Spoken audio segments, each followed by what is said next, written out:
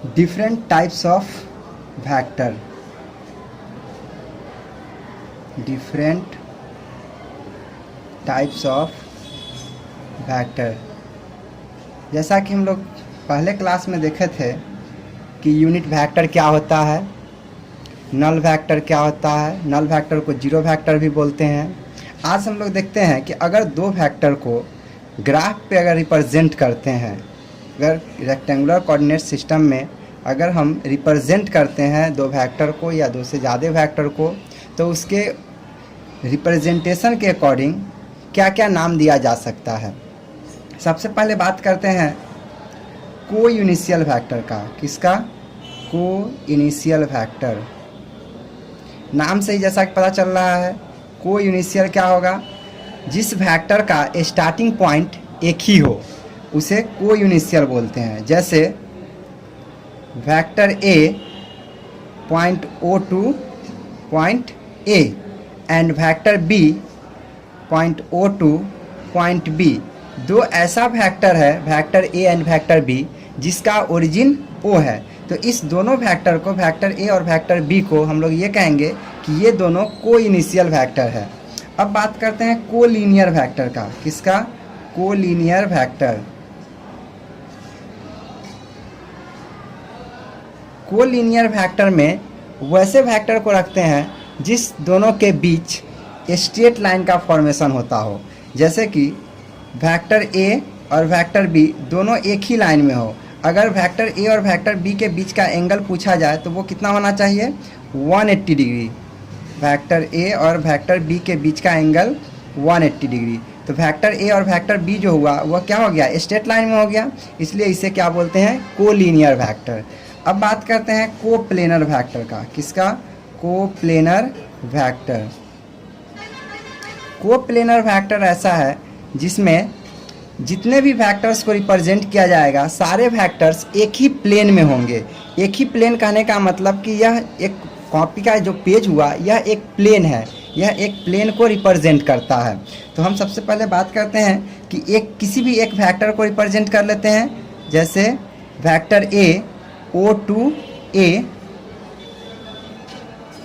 उसके बाद vector A के हेड से दूसरा वेक्टर लेते हैं, वेक्टर बी, जो पॉइंट ए से शुरू होकर के पॉइंट बी तक जाता है।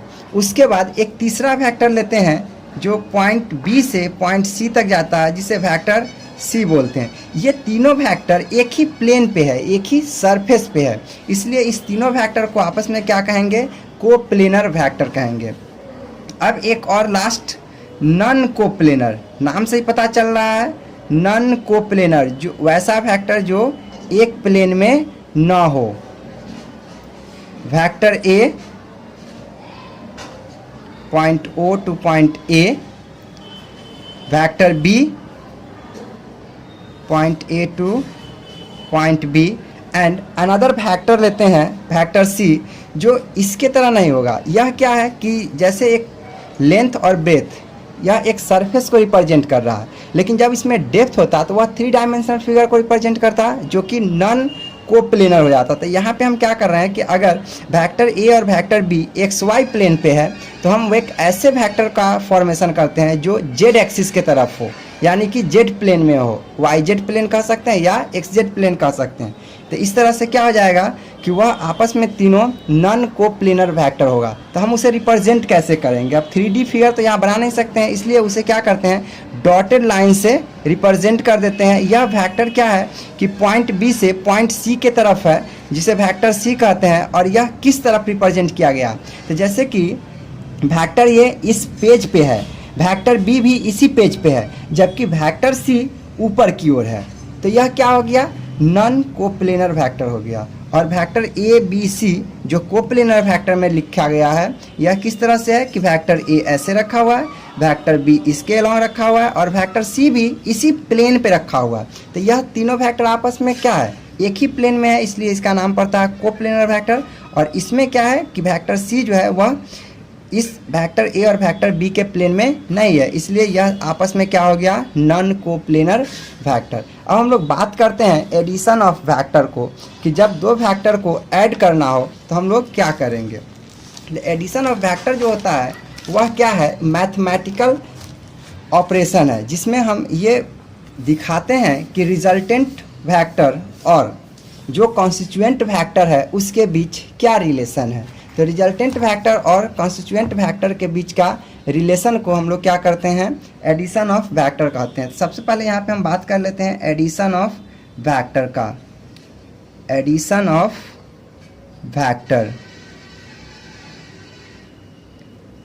क्या है, the mathematical operation, the mathematical operation established to define to establish the mathematical operation define to establish the relation between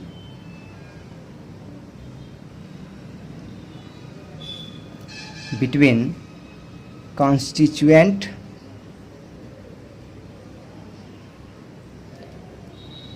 vectors and resultant vector if they are similar in nature. क्योंकि हम लोग addition जो करते हैं वो similar nature वाले का करते हैं, डिसिमिलर नेचर वाले का एडिशन नहीं करते हैं। तो यहाँ पे हमें क्या करना है कि एडिशन ऑफ वेक्टर में हम क्या समझें कि एक मैथमेटिकल ऑपरेशन है जिसमें ये बताता है कि जो भी कॉन्स्टिट्यूएंट इवेंट्स या कॉन्स्टिट्यूएंट वेक्टर है उसका रिलेशन जो रिजल्टेंट वेक्टर होगा उसके बीच का ये रिलेशन दिखाता है। तो रिलेशन, ये एडिशन जो होता है वह दो टाइप का होता है। एक होता है, यहाँ लिख सकते हैं कि there are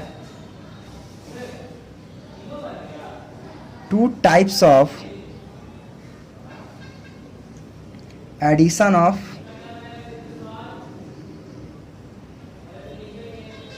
vector.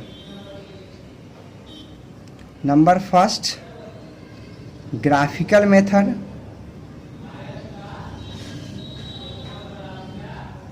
Graphical method and number second, analytical method. Analytical method. हम लोग सबसे पहले बात करते हैं ग्राफिकल मेथड का। किसका? ग्राफिकल मेथड का। तो सबसे पहले ग्राफिकल मेथड में क्या होता है कि ग्राफिकल मेथड जो होता है वह तीन टाइप के फैक्टर के एडिशन के लिए यूज किया जाता है, कोइनिशियल, कोलिनियर और कोप्लेनर फैक्टर के लिए। तो this method is used for addition of co-initial, co-planar and collinear vectors। ठीक, इसके लिए क्या आता है, ग्राफिकल मेथड को दो कैटेगरी में डिवाइड किया गया है। मतलब ग्राफिकल मेथड का भी दो और मेथड है, इसका फर्दर क्लासिफिकेशन हुआ है। There are two types of graphical addition of vector.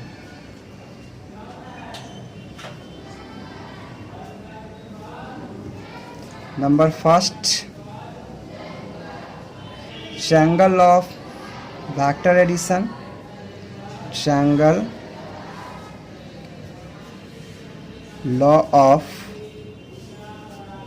Vector addition and number second, parallelogram law.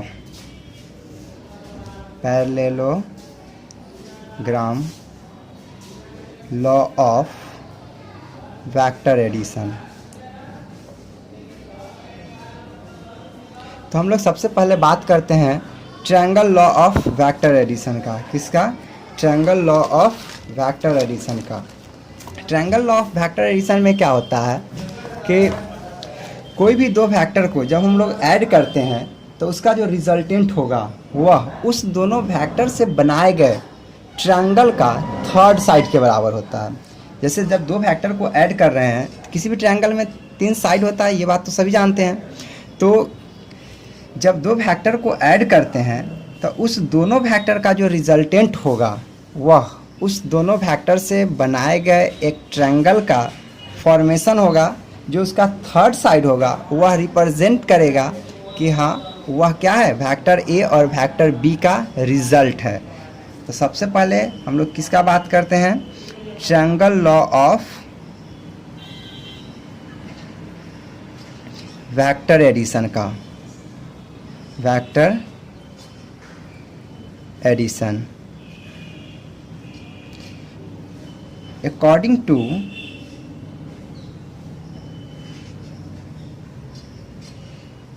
Triangle law of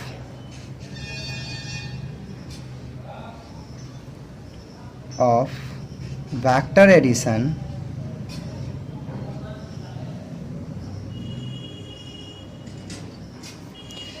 the resultant of two vectors,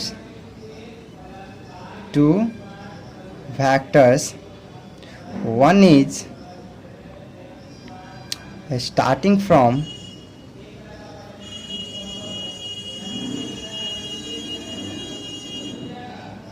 head of the another vector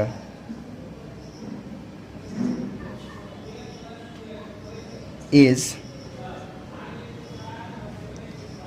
equal to the third side of the triangle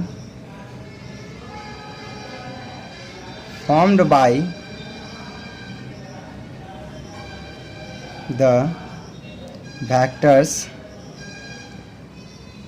as adjacent sides।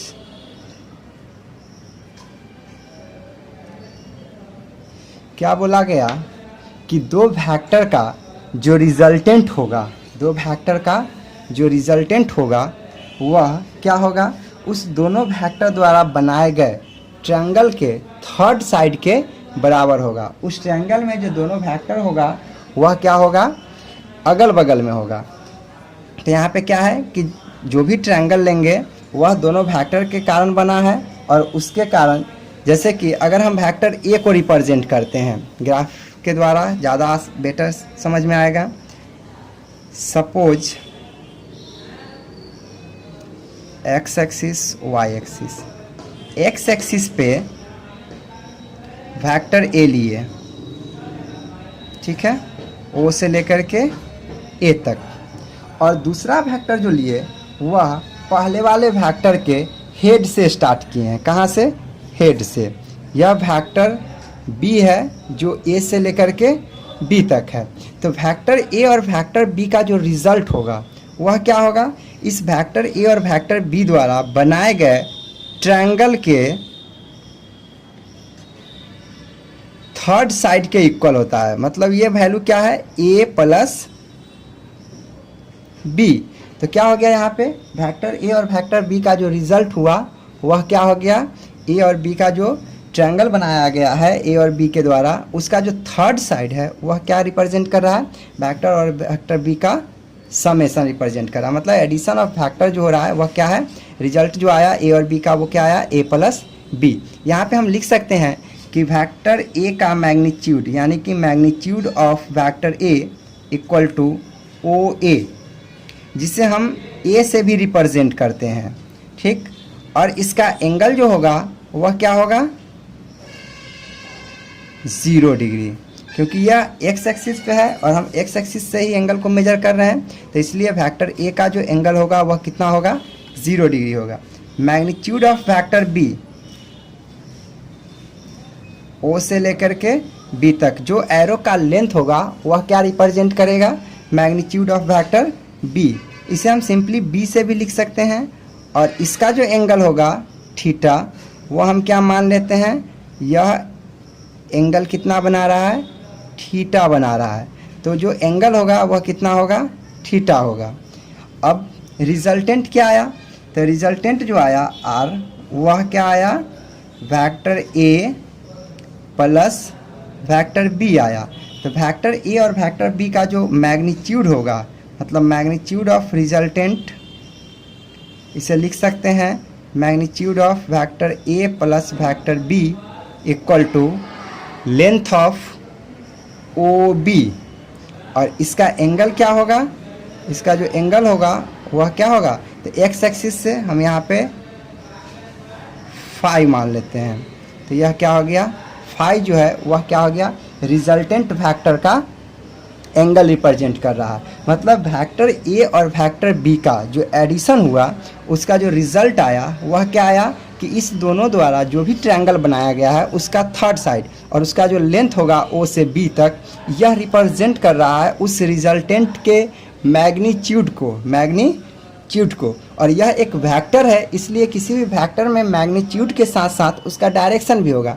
तो यह जो magnitude आया O B, यह कितने angle पे है, तो वह एक्स एक्सिस से फाई एंगल पे है। तो यह ओवरऑल क्या रिप्रेजेंट किया, triangle law of vector addition. Triangle law of vector addition में क्या समझे कि किसी भी triangle law of vector addition का कहना है कि दो वेक्टर का जो समेशन होता है वह उस दोनों वेक्टर द्वारा बनाए गए ट्रायंगल का थर्ड साइड के इक्वल होता है, जैसा कि फिगर में दिखाया गया है।